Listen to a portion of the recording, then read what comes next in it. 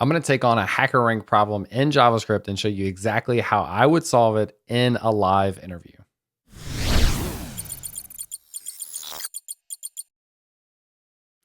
What's up, everyone? My name is James Q. Quick, and I do weekly videos on web development related topics. And I do a lot with beginner JavaScript, and I'm really into helping developers take their next steps in their career or transition into a career in tech. And a lot of that revolves around preparing for interviews, some of which include whiteboarding interviews where you actually have to write code to solve problems, which is one of the things that most of us fear the most in interviews in general. So I'm going to try to take on a random leak code, or actually this is a HackerRank challenge that someone from Discord sent me. So I'm going to record this video just as if I was doing this live. I haven't done any preparation for this at all. So I'm going to solve this and kind of talk through some of the things I think are good to talk through in an interview. So you'll hear me kind of talk through this a lot. But I'm just going to go through my process, and I'd love to hear what you all think, what other solutions you have. Make sure to leave any feedback or additional questions in the comments as we go through. And let's go ahead and get into it. All right, so I'm going to include a link to this problem in the description below, so you can go and check it out. And this is Java string token. So this is a Java problem. I've got VS Code open with the Quokka extension, so I can solve this with JavaScript, which is my language of choice.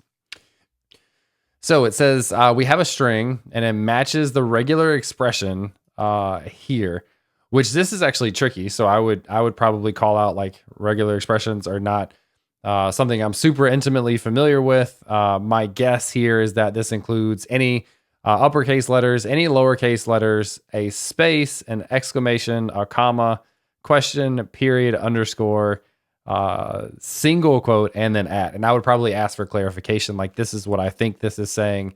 I think it's fair to ask for clarification on that, especially something with regex. I think that's actually a little bit weird to put, like, to not explain the regex in the problem. But so the string matches this regular expression. Cool, so that works. Split the string into tokens. So usually and they give you a hint on this, I think, of using the split functionality. This is the first thing that comes to mind. Anytime you want to take a string and split it, you can call the split function on the string. So we'll see how that's going to factor in. So we define a token to be one or more consecutive English alphabetic characters. Okay, so then we want to print the number of tokens followed by each token on a new line. So a lot of times I'll jump down to the output here. So English characters are going to, they're not going to take into account all of these extra things that can be in here, if that makes sense. So, cool. So we have our input is a single string S. We know that these are good clarifying questions. So can we assume that the string is actually passed into the parameter? Do we need to do validation checking on the parameter string itself? Looks like we don't need to, because we can assume that this string is passed in, has a length of S, and then it is less than a really big number. So you can assume that size. S is composed of alphabetic letters, blank spaces. That's kind of interesting. Exclamation points, commas, question marks, periods, underscores, apostrophes, and symbols. So I guess that kind of defines the regex up here. So the output, we want to determine how many tokens there are in this string. So tokens, again, are consecutive. I don't think it can be, or maybe, yeah, it can be one. So it can be one letter. That would be a clarifying question I would ask. But consecutive English alphabetic letters, which means we don't really care about anything else, which is interesting. So also another one that's interesting is that the apostrophe here to call this out. So this is not looked at as one token. This is looked at now with the apostrophe of two tokens. Consider it to be a continuous segment of alphabetic characters. There are a total of 10 such tokens in the string, and then we print it out, and there's some Java code. Cool. So what I would do now, after kind of asking clarifying questions, reading through this, and hopefully getting my mind around it, is talk a little bit about how I would solve this. And what stands out to me, especially in this situation, I think this example is key to where what it has inside of here is a single quote, and that actually is used as a delimiter. So we could go through and we could replace or excuse me, yeah, we could replace all the special characters. And so my initial instinct would be to, let's actually create this function to start. So um, print tokens for the string, and we'll take in a string str. So my initial idea would be to call string.replace and then replace each one of these characters that we're not looking for with a space. And the benefit of that is, like, if we were to take this this thing here and convert that to a space, now if we then do a string.split on the string, we can split based on the spaces, which I think is probably going to be pretty close to what we want. So that would get rid of, like, that would convert this thing to a space, that would convert this to a space. I don't know right now if we do a string.split on spaces. I think if we have two spaces back to back, this is like an edge case that I'm thinking about, two spaces back to back, then it may not put itself into array exactly the way we want. So I think I'm going to do this. I'm going to create an array of special characters, and I may have a way to make this a little bit better later on. But basically, this is going to be all of the things that I want to get rid of in my string, or convert to spaces, actually. So we have exclamation, we have comma, we have question mark, we have period, we have underscore, we have, how can I do that? I don't even know. I haven't done that escaping something in a string in so long. So we have that one, and then we have the @ symbol. Okay, so these are all the special characters that I want to ignore. So what I'm thinking is I could take my string, and then I could call replace, or actually, yeah, I don't know. I don't know if they would allow me to look up the answers to these questions that I have. So here's what I'll do. I'll iterate through. So let's just do a basic for loop. I equals 0. I less than str dot length I plus plus. Now I think regex, there's a way that I can do replace with regex that meets any of these characters, and I just don't know how to work with regex without Googling it. So I'm going to go a little bit safer route here. And I'm going to iterate through each different piece here, and then I want to convert each letter to something else, which does get interesting, because I don't know that I can, strings are non-mutable, so I can't actually change individual characters in that string, I don't believe. Which means I need to do something else. So I wonder, does the spread operator work with these? Not actually sure. What I can do is create a new string, a formatted string, and escape string without characters, something like that. And I'll just say if the string at this index, so string of I, and I want to see if that's in the special character. So if special characters is an array, so we can say includes this individual character. So if that character is a special character, then we want to add this to our string without characters by just adding a space like this. And we'll need to make sure this is a let here. And the opposite of that, so else, we'll just take this and add on the regular item. And actually, I'm going to put this into a variable called letter, just to format it a little bit. Includes letter. We could call it cur or something. Letter. All right, and now I just want to see what this looks like. So let's just log out the str without character. So what I'm hoping is that I'm able to replace all of the special characters with spaces.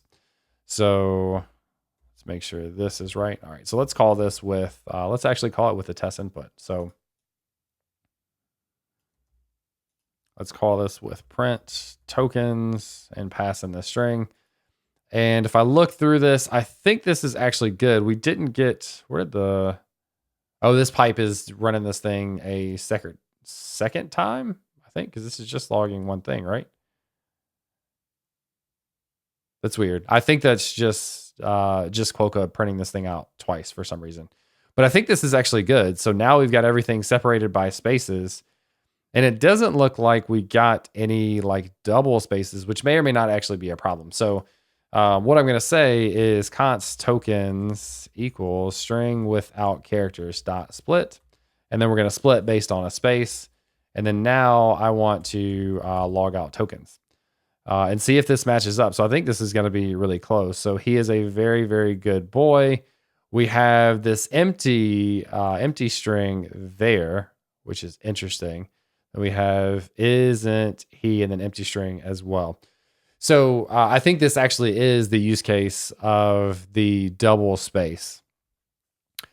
And I could do another check in here to say don't add a space, I guess. Because we want to have a space added if it's in the middle of two.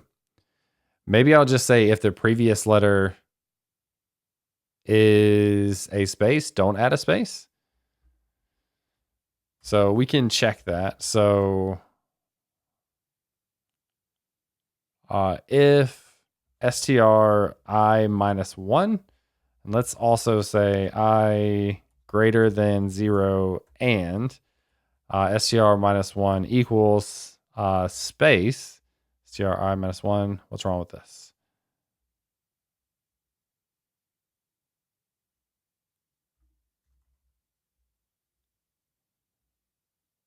Oh, because this is not assignment. This is equality. So if we're not on the first index and the first character is not a space, we can just break out of, or we can do a continue in this for loop. So we'll just get both of those. Does that make sense? So now do I get this? It looks like I'm still getting this. So we're checking to see if I is greater than 0. So we're on at least the first letter. And then we're saying, let's actually log this space. Do we see that logged out? Looks like we don't. So inside of this string, where do we have this happen? So this happens at, why did that happen after good boy? Oh, so this is because the one came after, which makes sense. Could have happened before or after. I think actually the easiest thing to do actually would be to filter the array that we create. So we can get rid of this extra check. Like that could save us a tiny bit of time. But instead we can now, let me move this on a new line and make it a little bit easier. So we'll call our string.split and then we'll filter out, and we're going to pass in the filter function. So we are going to filter the token if the token equals empty string.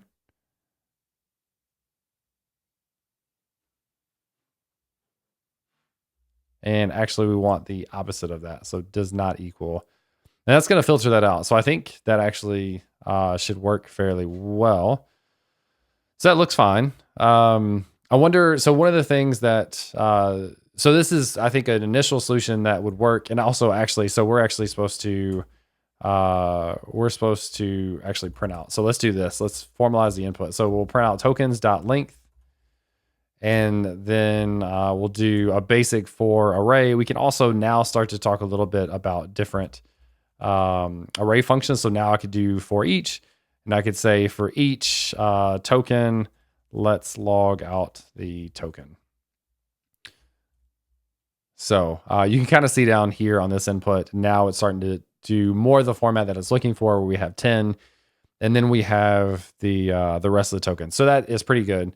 Now I would kind of talk in here about like why I would use for each. It's a more modern syntax for iterating through arrays. It can be really concise with arrow functions and implicit returns, letting them know that I know what I'm doing when I'm using this.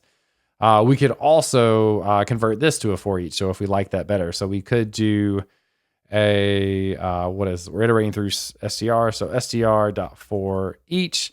And actually what we're doing is iterating through each item and converting it to something else, which means that's the perfect use case for map.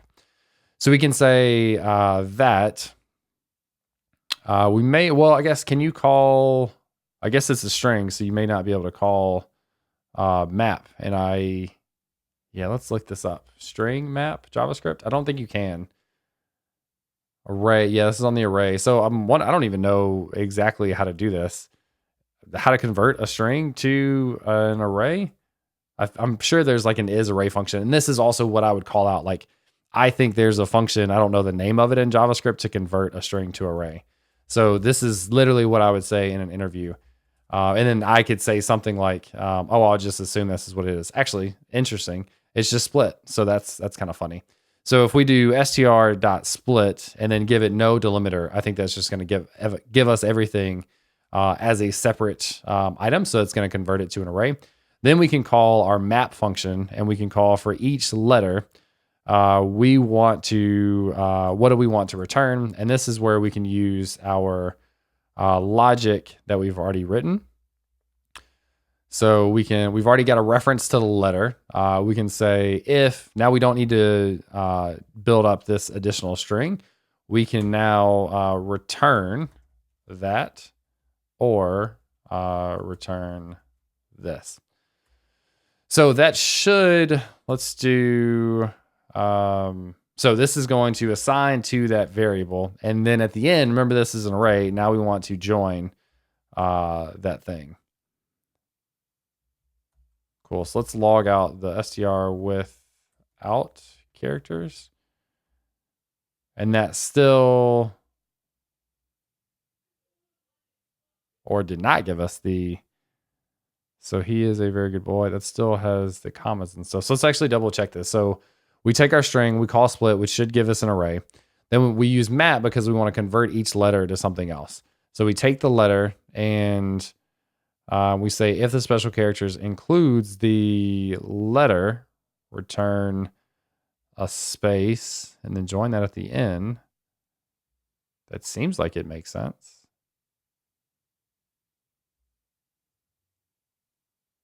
And part of the answer to this is like I didn't actually have to change this format. There's nothing wrong with keeping the for loop. I guess maybe I'm pushing myself a little bit by trying to use the map syntax. And maybe I'm getting too fancy. What does, I bet I'm missing something small. If I do str.split, I want to make sure that, oh, I bet you have to, okay. I bet you have to pass.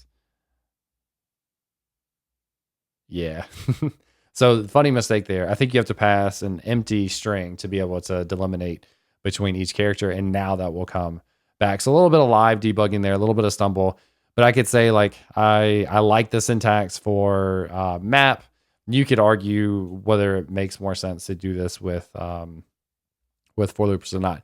The other thing that I could talk about is, so inside of this map, I'm having to iterate through each item in the array, which it could be of length n. It could be n number of items in that array. And then for each one of those things, by running this includes, I'm having to iterate through each item inside of this array also. So you've got a nested array. It's not quite an n squared thing because this is a finite amount of characters. So actually like that, it's represented at a constant time. So this would be like 6n would be the big O notation. So that constant would actually go away. So it doesn't have a huge performance implication here. But one thing we could do is we could take this array and convert it to a set. And a set gives us direct access to be able to check to see if an item exists in an array. And I don't know how we convert this to a set. I don't know if there's like a to set or if we create a new set, I think is what the syntax is. So let's try this. New set from this array. Okay, and now instead of doing special characters includes, I'll have to check what the function is.